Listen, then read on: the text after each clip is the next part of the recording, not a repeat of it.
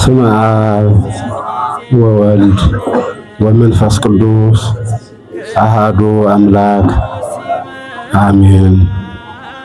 የሀገረ ስብከታችን ዋና ጸሐፊና የየሥራ ክፍል ኃላፊዎች፣ የአድባራት አስተዳዳሪዎች፣ አበው መነኮሳትና ቀሳውስት፣ ዲያቆናት፣ በዚህ በዓል ላይ የታደማችሁ ምዕመናን ሁላችሁም እንደምን አረፈዳችሁ? እንደምን ቆያችሁ? እንደምን ሰነበታችሁ? ሁላችንንም ጠብቆ ለዚህ ሰዓት ያደረሰን ልዑል እግዚአብሔር አምላካችን ክብርና ምስጋና ይግባው።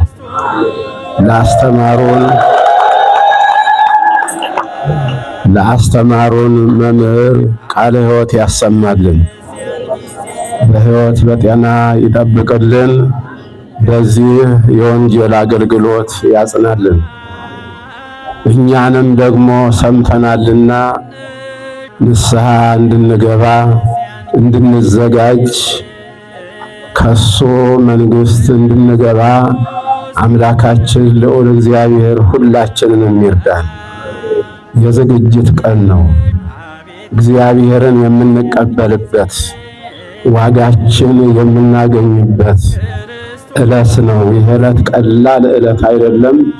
የመጨረሻው ምርቱ ከእንክርዳዱ የሚለይበት፣ ጻድቁ ከኃጥኡ የሚለይበት፣ የእግዚአብሔር መንግሥት በግልጽ የምትመጣበት፣ ለእያንዳንዳችን የምትቀርብበት ዕለት ነውና ትምህርቱም እንግዲህ እንድንዘጋጅ ነው።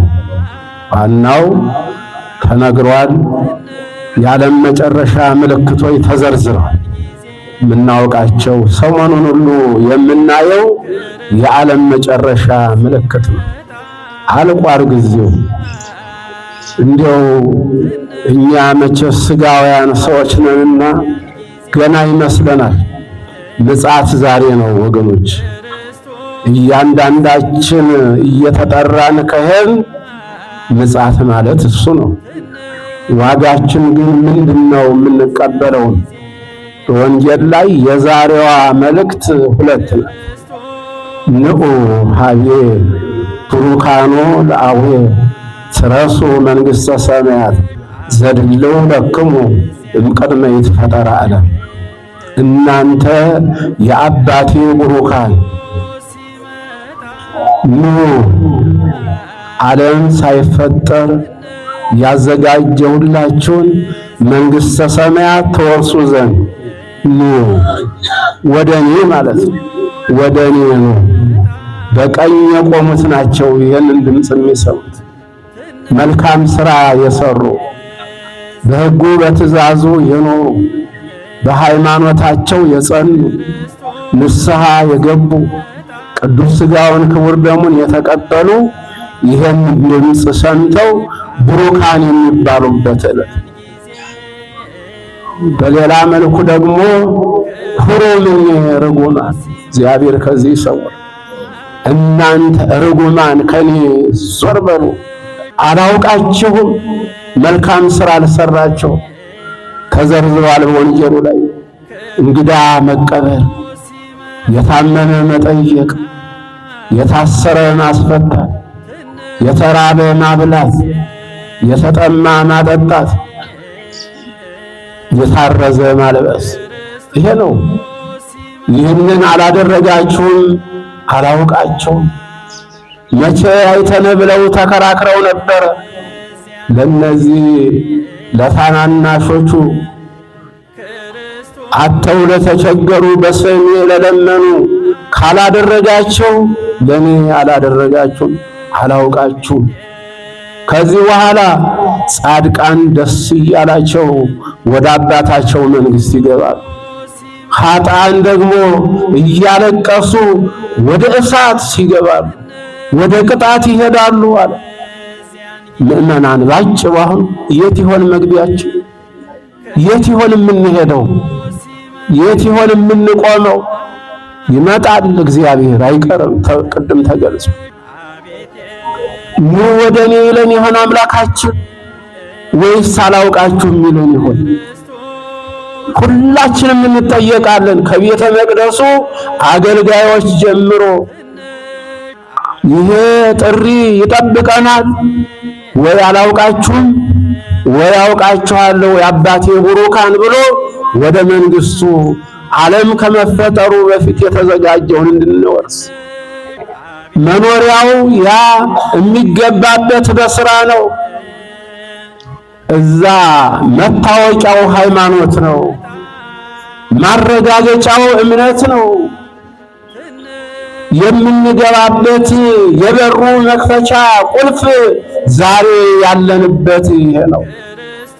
እቺ ቤተ ክርስቲያን ነች ምስክሯ። እዛ ቀበሌ የለም፣ እዛ ወረዳ የለም፣ እዛ ዞን የለም፣ እዛ ክልል የለም፣ እዛ ፌደራል የለም። እዛ ያለው የእግዚአብሔር መንግስት ነው። በዚህ ዓለም ምን ችግር አለ? አንዱ ይገፋል፣ አንዱ ይገባል። ዘመድ ያለው ይገባል ወደ ቤተ መንግስት፣ ስልጣን ያገኛል፣ ይሾማል፣ ከፍ ከፍ ይደረጋል። ወገን ያለው ደጋፊ ያለው፣ ድሃው ደግሞ ይገፋል፣ ያለቅሳል፣ ወደ ውጪ ይጣላል። ያ ቀን ግን እንዲህ አይደለም። በስራ ነው የሚገባበት ወደ እግዚአብሔር መንግስት። ያንን የምናገኘው ዛሬ በምንሰራው ስራ ነው። የእያንዳንዱ ዋጋው ከኔ ጋር ነው ብሏል እግዚአብሔር። ተመዝግቧል የእያንዳንዳችን ስራ። እዚህ ዛሬ እዚህ የተሰበሰብነው ምዕመናን ወደ እግዚአብሔር መንግስት ለመግባት ነው። ለሌላ እኮ አይደለም። ሁሉ እኮ ይቀራል። አሁን የሚከተለን ነገር ቢኖር ሃይማኖታችን፣ እምነታችን ይሄ ነው። ነገ የምንጠየቅበት መልካም ስራ ነው። ያለቀ ጊዜ ዛሬ ሁሉ አዋቂ ነው። ዛሬ ሁሉ መምህር ነው። ዛሬ ሁሉ የጸደቀ ነው። ዛሬ ሁሉ ካህን ነው። ዛሬ ሁሉ ሰባኪ ነው። ዛሬ ሰሚውም ከንፈር መጣጭ ነው። ሲነገር ስንማር ከንፈራችንን እንመጣለን። አንዳንዶቻችንም እናለቅሳለን። ገብቶን ይሆን ግን ድነን ይሆን? እግዚአብሔርን አግኝተነው ይሆን? ምእመና ምናልባት እኮ ወደ እግዚአብሔር መንግስት በመግባት በመጽሐፍ እንደተጻፈው በማቴዎስ ወንጌል ምዕራፍ 23 ላይ እንደተመዘገበው ወደ እግዚአብሔር መንግስት በመግባት ቀራጮችና ኃጢአተኞች ይቀድሟቸዋል ተብሏል። እኛ የናቅናቸው ሰዎች፣ እኛ ኃጢአተኞች ያልናቸው ሰዎች ንስሐ ገብተው ከእግዚአብሔር ጋር ተገናኝተው ሊቀድሙን ይችላሉ። ሽፍታው እኮ ወደ እግዚአብሔር መንግስት በቅጽበት እኮ ገባ። በቅጽበት እኮ ነው እግዚአብሔር የመረጠው። ለምን? ንስሐ ስለገባ፣ ስለተጸጸተ፣ ማረኝ በመንግስት አስበኝ ስላለው። አስቤሃለሁ፣ ዛሬ በገነት ከኔ ጋር ነህ፣ ዛሬ በመንግስቴ ከኔ ጋር ነህ ብሎት እግዚአብሔር ይሄንን ድምፅ ያሰማል። እግዚአብሔር በመንግስቴ ትኖራላችሁ ይበላል። የእሱ መንግስት ወራሾች አድርገን ይመናል። ለዚህ ነው ዛሬ የተሰበሰብነው። ከዚህ በላይ አናበዛባቸው። ፀሐይ ነው፣ ዕለተ ሰንበት ነው። የሰማነውን የተማርነውን ሁሉ እግዚአብሔር ለጽድቅ ያደርግልን፣ መከራውን ችግሩን ሁሉ ያስወግድልን። እንግዲህ ቅድም ተነግሯል። ስንቃችን እመቤታችን ቅድስት ድንግል ማርያም አያችኋት፣ አማላጃችን፣ መንግስቱን የምንወርስበት የበር መክፈቻው ቁልፋችን፣ ጥላ ከለላችን፣ ስንቃችን እመቤታችን ቅድስት ድንግል ማርያም አያችኋት። እመቤታችን አትወዷትም? የጭንቅ አማላጇን እመቤታችንን እስቲ የምትወዷት እጃችሁን አውጡ። እስቲ እንወድሻለን በሏት እስቲ። አዎ እንወዳታለን። በሷ ነው ወደ መንግስት የምንገባው፣ ወደ እግዚአብሔር መንግስት የምንደርሰውና ይሄን መጽሐፍ አንደኛ ማስረጃ ነው ለፈታኞች፣ ለተጠራጣሪዎች፣ በሃይማኖታችን ምክንያት ለሚፈትኑን ሰዎች ምላሽ የምንሰጥበት ሌላው ደግሞ ዲያብሎስን ድል የምናደርግበት፣ ሌላው ቢርበን ደግሞ በስሟ ለምነን ስንቅ የምናደርግበት የእመቤታችን የቅድስት ድንግል ማርያም ነው። ስዕሏን አያችሁ? ደስ አይልም? እስቲ ደስ ይላል የምትሉ እስቲ ደስ ትላለች እመቤታችን። አዎ ደስ ትላለች። አዎ ይሄ መጽሐፍ ቀላል አይምሰላችሁ። ብፁዕ አባታችን ደክመውበታል።